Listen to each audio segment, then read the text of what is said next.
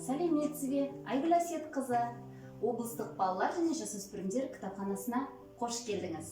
Өзіңіз көріп тұрғандай, біздің кітапхана өз оқырмандары мен қонақтарына ағартушы, педагог Ыбырай Алтынсариннің 180 жылдық мерейтойына орай «Дала қоңырауы» атты кітап көрмесін ұсынып отыр.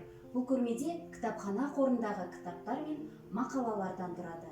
Енді Айгүл Әсетқызы, өзіңіз доцент, филология ғылымдарының кандидаты ретінде Ыбырай Алтынсариннің өмірі мен шығармашылығынан біздің оқырмандарымызға сыр шертіп берсеңіз. Ыбырай Алтынсарин ағартушы, жазушы, ақын, аудармашы, этнограф ретінде қазақ халқының 19 ғасырдың екінші жартысындағы ірі тұлғаларының бірі. Ыбырай Алтынсарин ол 1841 жылы Қостанай облысында дүниеге келген. Ол кісінің әкесі Алтынсары 1847 жылы көтеріліске шыққандардың қолынан қаза тапқаннан кейін әкесі Балғожа бидің тәрбиесінде болған.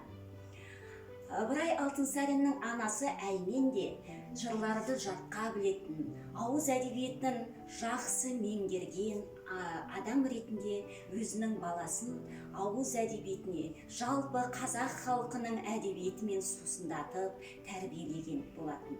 Балғожа би сол кездегі Қыпшақ руынан шығып, қазақ халқының өмірінде беделді, қоғамда беделді қызмет атқарған адам болатын азысы келеді. Міне Орынборда білім алған Ыбырай Алтынсарин орысша өте сауатты адам болып қалыптасып, кейіннен қазақ даласында мектеп ашқан екен. Жалпы Ыбырай Алтынсариннің жұбайы Айғаныспен бірге, міне мына суретте де көрінеді. Ол кісінің 3 баласы болған. Ол Абдулла, Әбдірахман және Шарипа деген қызы жаңа. Ыбырай Алтынсарин қазақ даласында ағартушылығымен көзге түсті. Алғашқы мұғалім деп айтуымызға болады. Жалпы ол кісінің мұғалім мектептің жүрегі деген сөзін барлығы да мақтан тұтып қазіргі кезде сол сөзге сілтеме жасап отырғанын білеміз.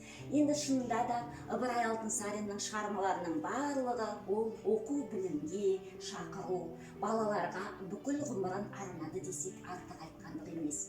Міне өздеріңіз көріп отырғандай, кел балалар оқулық деген өлеңі бүкіл балаларды мектепке шақырады.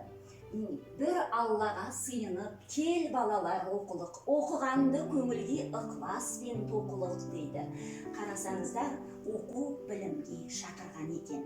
Сонымен бірге ол кісі ғылымның бұл өмірдегі пайдасына аса үлкен мән берген.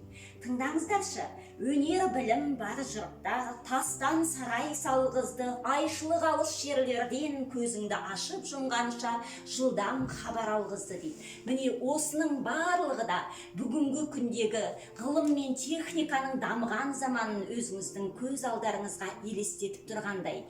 Міне келешекті, кемел келешектегі осы ғылым мен ілімді насихаттаудағы Ыбырай Алтынсариннің рөлінің аса маңызды екендігін қашанда белгілі.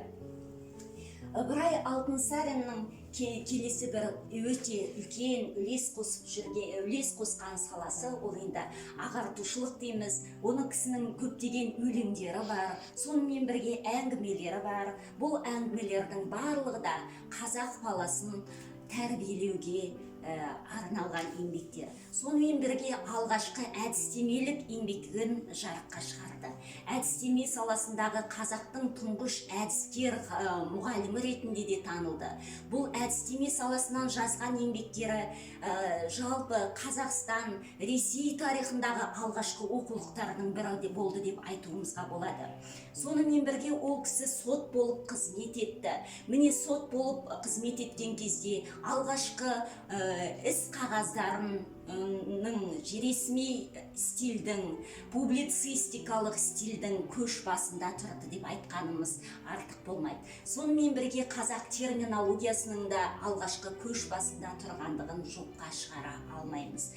Не көріп отырғандарыңыздай, Ыбырай Алтынсарин